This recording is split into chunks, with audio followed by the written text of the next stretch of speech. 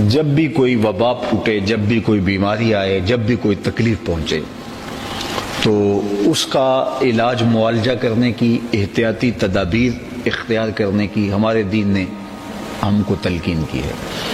اور دوسری جانب ہمیں ایسے موقع پر صدقہ و خیرات کرنے کی تلقین کی ہے، ایسے موقع پر ہمیں رجوع الی اللہ کی تلقین کی ہے۔ حضرت امام شافعی علیہ رحمہ اپنی پوری زندگی کا نچوڑ بیان کرتے ہیں، فرماتے ہیں ما رأیت انفع للوباء من التسبیح، کہتے ہیں پوری زندگی میں نے جو دین پڑھا ہے اور اس سے جو میں سمجھا ہوں وہ یہ ہے کہ جب بھی کوئی وبا پھوٹتی ہے تو تسبیح سے بہتر کوئی علاج نہیں ہے۔ اللہ کی تسبیح بولی جائے، اس کی پاکی بولی جائے، اور مخصوص بیماریوں کی مخصوص دعائیں، معصورہ دعائیں حدیث میں موجود ہیں۔ وباؤں پر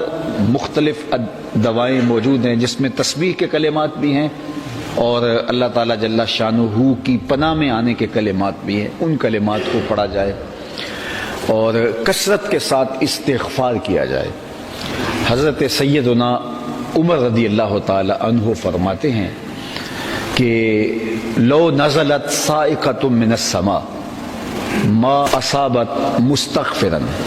اگر آسمان سے کڑکتی ہوئی بجلیاں بھی زمین پہ گرنے لگیں تو جو شخص استغفار کرتا ہے اس کو پھر بھی کوئی غضب نہیں پہنچ سکتا۔ تو کثرت کے ساتھ استغفار کرنے سے وباؤں سے اپنے آپ کو بچایا جا سکتا ہے۔ حضرت شیخ عبد الرحمن فرماتے ہیں کہ ہمارے زمانے میں ایک مرتبہ ایسی وبا پھوٹی کہ ہمیں کوئی جائے پناہ نہیں ملتی تھی، تو ہم پھر دوڑ کے اللہ کی مسجدوں میں چلے گئے۔ میں تو یہ کہتا ہوں کہ جو حرم کے بھی دروازے بند ہو گئے اور مسجد نبوی کے بھی دروازے بند ہو گئے، کہیں ایسا تو نہیں کہ تمہارا اللہ تم سے ناراض ہو گیا؟ وہ پنجابی میں کہتے ہیں سجنا نے بوا ٹولیا، کہیں ایسا تو نہیں ہے کہ وہ جب ہر در سے ٹھکرائے جائیں، کہیں جائے امان اور جائے پناہ نہ ملے تو آپ دوڑ کے وہاں جاتے ہیں؟ تو اگر وہاں بھی دروازے بند کر لیے گئے ہیں تو پھر اور زیادہ تسبیح کی ضرورت ہے، اور زیادہ استغفار کی ضرورت ہے کہ ہمارا رب بھی کہیں ہمارے اوپر ناراض تو نہیں ہے۔ تو مسجدوں میں اللہ کے حضور آ کے جو احتیاطی تدابیر ہیں، میں کہتا ہوں وہ وضو میں ہمیں بتا دی گئی ہیں۔ بار بار وضو کرنے سے استیناف الوضو، وضو علی الوضو، یہ نور علی نور ہے، ہر نماز کے ساتھ وضو، اور دیگر احتیاطی تدابیر جو محکمہ صحت والے بتاتے ہیں ان کو اختیار کیا جائے۔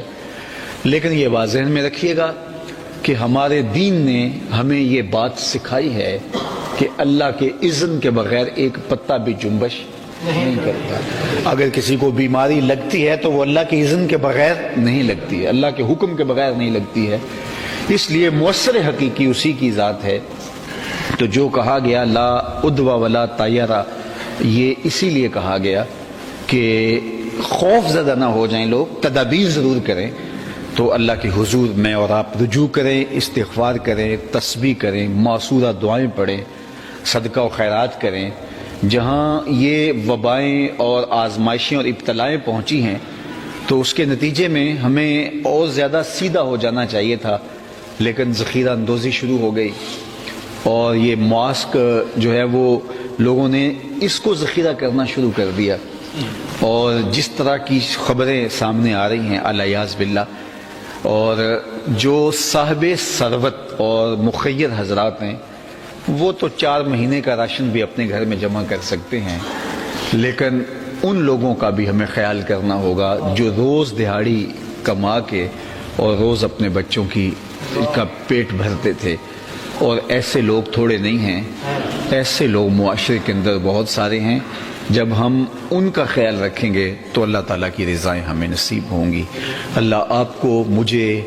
پوری قوم کو، پوری امت مسلمہ کو، بلکہ انسانیت کو اللہ ان وباؤں سے محفوظ رکھے۔